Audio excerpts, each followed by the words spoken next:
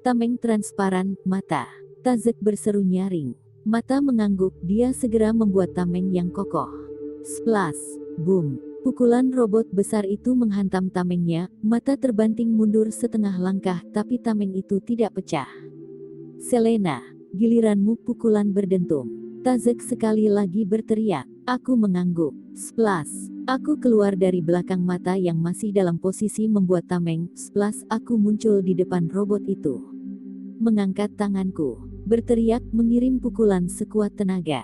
Boom. Telak menghantam dada robot yang terbuat dari baja kokoh. Robot itu terbanting satu langkah. Drap. Gerakannya tertahan. Drap. Kaki baja itu sedikit bergetar. Splash. Tazek menghilang dari posisinya, yang juga berlindung di balik tameng mata, gilirannya menyerang. Splash, dia muncul di atas robot, mengambang. Dua tangannya teracung sekaligus. Boom, boom. Itu pukulan kombinasi yang kuat sekali, dilepas dengan dua tangan sekaligus, butiran salju berguguran di sekitar kami. Telak menghantam bahu robot. Drap, drap. Robot itu terbanting dua langkah ke belakang, dan bruk. Robot besar itu terjatuh. Yes, habisi, Selena. Tazek berseru. Aku mengangguk. Splash, splash muncul di depan robot itu. Boom, boom. Dua tanganku silih berganti mengirim pukulan berdentum. Robot itu masih sempat mengangkat tangan kanannya, membuat tameng transparan. Tapi itu tameng yang lemah, langsung hancur berkeping-keping. Aku merangsek maju, tidak memberikan kesempatan, hendak melepas pukulan bertubi-tubi lagi. Terlambat, awas. Tazek berseru. Tangan kiri robot ini ternyata masih bisa mengirim pukulan berdentum dalam posisi terduduk. Mata, tameng transparan. Splash. Mata muncul di depanku, membuat tameng. Boom. Pukulan robot itu tertahan tameng yang kokoh. Kembali maju. Ini simulasi bertarung kami yang kesekian kaliannya sepanjang semester pertama. Setelah di simulasi awal kami jatuh bangun bertahan habis-habisan menahan gempurannya, kali ini kami lebih tangguh. 5 simulasi terakhir, Tazek memutuskan menyusun strategi melawan robot ini. Kami harus bekerja sama.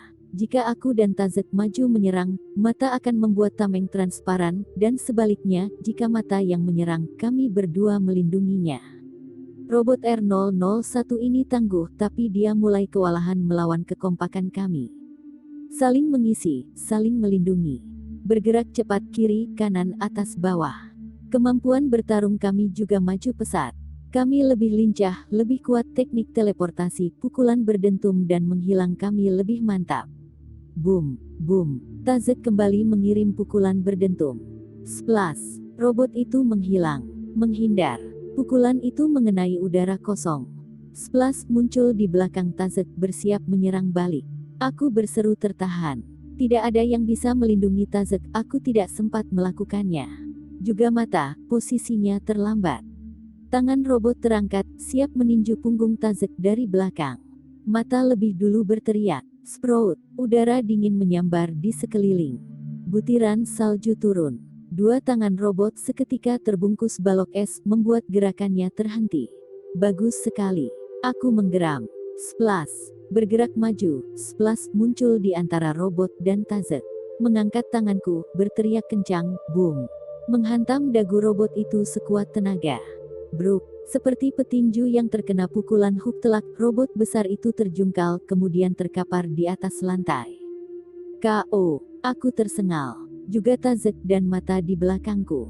Kami masih siaga dengan posisi tempur, siapa tahu robot ini masih bisa bangkit dan menyerang lagi. 15 detik, lampu-lampu kecil di kepala robot besar itu akhirnya padam. Mendesis pelan.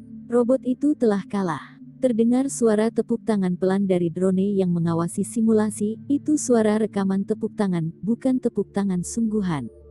Drone itu tidak punya tangan. Tidak buruk. Kalian akhirnya berhasil mengalahkan R001. Robot itu nyaris membunuh kami di simulasi pertama.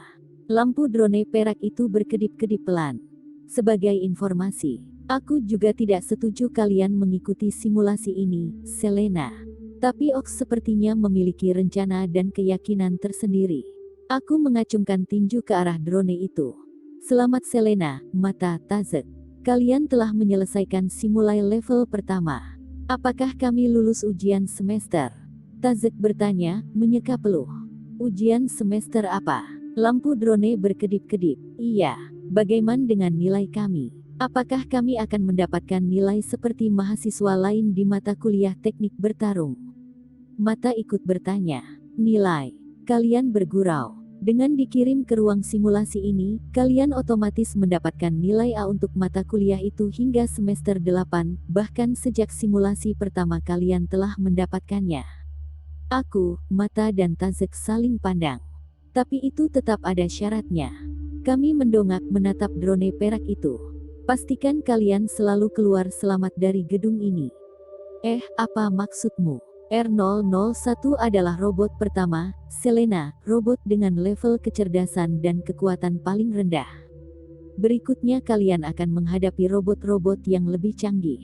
Jika kalian tewas saat simulasi, maka jangankan nilai A, bahkan kalian tidak bisa pulang ke rumah masing-masing. Aku menelan ludah. Kami telah keliru memahami. Kami mengira cukup mengalahkan robot itu maka simulasi bertarung ini selesai, dan kami bisa bergabung dengan mahasiswa lain. Gedung hitam dengan sebutan kotak hitam ini ternyata masih menyimpan tantangan level-level berikutnya yang lebih tinggi. Bahkan boleh jadi, simulasi tanpa akhir, never ending. Sampai bertemu semester depan, Selena, Mata, Tazek. Selamat berlibur. Pintu gedung terbuka lebar. Drone itu menyuruh kami segera pergi. Asteris simulasi teknik bertarung adalah mata kuliah terakhir di semester ini. Genap sudah 1 semester telah selesai. Aku bangun pagi-pagi di hari berikutnya. Juga Mata dan mahasiswa baru lainnya. Kami bergegas sarapan mengobrol. Refleks meraih kartu hologram masing-masing. Kami sudah menunggu momen ini tidak sabaran sejak tadi, saat hasil kuliah alias nilai-nilai mata kuliah kami dikirimkan oleh sistem akademi bayangan tingkat tinggi. Yes, Boh terlihat berseru senang di mejanya. Berapa IPmu? Rekannya dengan wajah suram bertanya, 3,0. Jawab Boh, berapa IPmu? 2,4. Temannya menjawab tidak semangat, ibuku akan mengamuk saat melihatnya. Sebenarnya sistem penilaian di ABTT lebih rumit. Tapi agar cerita ini bisa dipahami oleh klan lain, maka bagian penilaian ini dikonversikan ke pendekatan umum. Mahasiswa akan mendapatkan nilai dengan rentang A hingga F. A berarti 4, B artinya 3, C sama dengan 2, nilai D itu berarti 1 tidak lulus, E itu 0 tidak lulus, dan artinya mahasiswa tidak memenuhi syarat untuk mendapatkan nilai, boleh jadi karena terlalu sering bolos, atau tidak mengikuti ujian sama sekali. Nilai ini kemudian dikalikan dengan bobotnya masing-masing, kemudian dibagi dengan jumlah bobot, baru diperoleh indeks prestasi kurung buka IP kurung tutup. Angka IP 0 adalah paling rendah, IP 4 paling tinggi. IP milik Boh cukup tinggi, 3,0. Kenapa kamu senyum-senyum, Selena? Berapa nilaimu? Dari mejanya, Boh bertanya. Lumayan. Aku tersenyum simpul, memperlihatkan kartu hologramku. Boh terlihat kesal. IP-ku lebih tinggi. Wow, 3,86. Mata yang ikut melihat hologram berseru senang, selamat, Selena. Dari 10 mata kuliah yang kuambil, 8 diantaranya mendapatkan nilai A, 2 mendapatkan nilai B, yaitu, bahasa-bahasa klan bulan, dan memahami masalah sosial dengan ilmu sosial. Berapa nilaimu, Mata? Aku bertanya balik, sambil menjulurkan leher lebih panjang, melihat kartu hologramnya. Aku payah di pelajaran kimia dan keindahan di dalamnya, juga teknologi dan rekayasa, serta non-gaib. Hanya dapat B di 3 pelajaran itu. Mata kuliah melambaikan tangan. Tidak tertarik membahasnya. Dia sejak tadi bahkan tidak buru-buru melihat kartu hologramnya yang dibiarkan tergeletak di atas meja. Kamu tidak ingin melihat nilaimu, Tazek? Aku sudah tahu tanpa perlu melihatnya. Tazek menjawab santai. Paling juga IP-mu lebih kecil dibanding IP-ku. Tazek tertawa, kalau begitu, kamu akan seperti Boh. Sebal setelah melihat IP-ku, Selena. Karena IP-ku jelas lebih tinggi.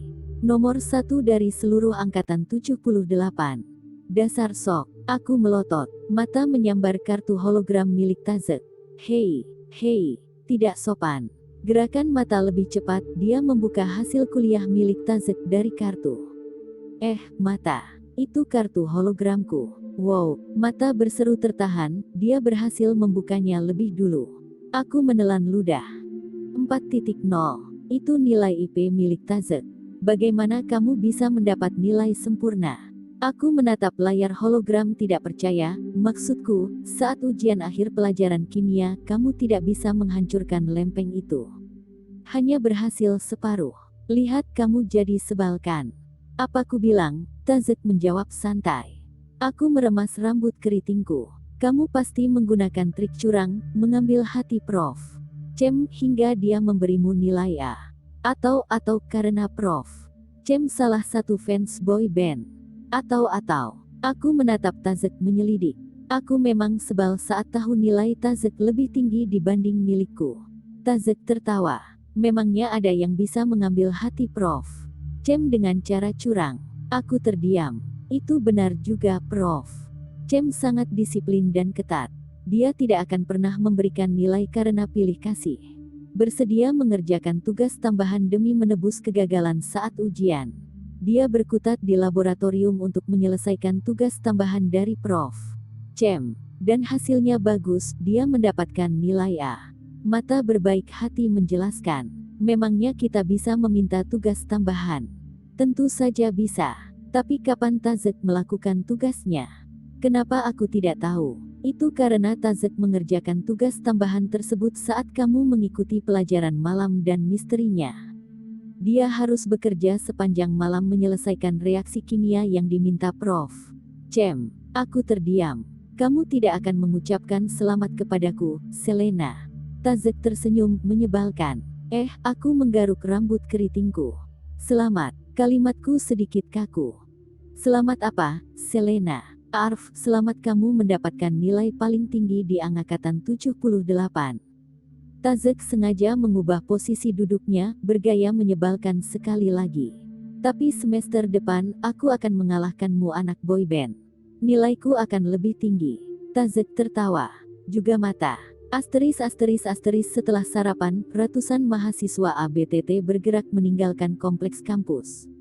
Kami menuju stasiun Lembah Gajah. Rombongan demi rombongan menaiki kapsul kereta di jalurnya masing-masing. Aku lompat naik ke peron 2 tujuan kota Tisri. Juga Tazek, dia naik ke kapsul dengan warna perak berkelir keemasan. Sementara mata, menaiki kereta menuju distrik sungai-sungai jauh. Kami saling melambaikan tangan. Beberapa detik menunggu pintu gerbong ditutup, kapsul kereta segera melesat terbang. Aku duduk berhadap-hadapan dengan Tazek. Sedikit kaku. Biasanya kami selalu bertiga. Sekarang tidak ada lebat yang segera digantikan padang rumput luas, kereta terbang di atasnya.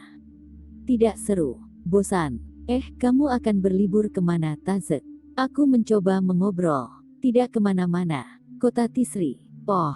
Aku mengangguk-angguk. Kamu akan berlibur kemana, Selena? Tazek bertanya balik. Entahlah. Aku tidak pernah berlibur. Oh ya. Tazek tersenyum. Sejenak aku bisa melihat betapa tampan wajahnya. Juga ekspresi wajahnya saat tersenyum. Terlihat begitu menyenangkan. Mungkin aku akan membantu Paman Raf bekerja di lorong konstruksi. Aku bergegas mengusir pikiran itu. Paman Rafmu yang suka ngomel-ngomel itu kan? Kok kamu tahu? Bagaimana aku tidak tahu? Kamu sering bercerita itu ke mata di meja makan. Aku mendengarnya. Tapi aku kan bercerita untuk mata, bukan untukmu. Aku menyergah. Tazek menepuk dahinya pelan. Kembali menatap keluar jendela. Kereta sedang melintas di dalam terowongan di perut gunung. Maaf. Aku jadi sedikit malu. Kenapa sih aku harus sebal melulu dengan Tazek? Ini seharusnya menjadi percakapan yang baik sebelum kami berpisah selama libur semester. Tidak masalah, Selena. Tazek tersenyum lagi. Aku sudah terbiasa menghadapi tabiatmu yang suka marah-marah kepadaku. Selena si sumber masalah. Entahlah, boleh jadi aku akan rindu dengan seruan sebalmu 2 minggu ke depan. Wajahku jadi merah padam. Apa yang Tazek bilang? Rindu. Sayangnya, perjalanan menuju kota Tisri tidak lama. Beberapa menit kemudian, saat kami mulai seru bercakap-cakap tentang liburan semester, kapsul kereta telah bersiap merapat di Grand Stasiun kota Tisri. Aku meraih tas ranselku, memasangnya di pundak. juga Tazek. Kami segera berdiri, bersiap turun. Melihatnya sekali lagi. Selena. Seseorang berseru dari belakang. Aku menoleh. Seseorang itu menyibak kerumunan peron, mendekatiku. Bibi Le. Aku balas berseru. Berpelukan. Erat-erat. Bibi Le menjemput ke stasiun. Bagaimana dengan pekerjaan di dapur? Jangan khawatir, Selena. Nanti Paman Raf mengomel. Dia memang suka mengomel. Lagi pula semua sudah beres. Bibi tidak akan menyia-nyiakan kesempatan ini. Aku sudah 6 bulan tidak melihatmu. Wah, lihatlah kamu semakin cantik, Selena. Semakin tinggi. Aduh, Bibi suka melihat caramu berpakaian. Terlihat elegan, berkelas. Aku tersipu. Wajahmu juga dipenuhi cahaya percaya diri. Bahkan cahaya matahari pagi pun kalah. Kamu berubah sekali, Selena. Terlihat dewasa. Bibi Le tertawa. Aku semakin tersipu.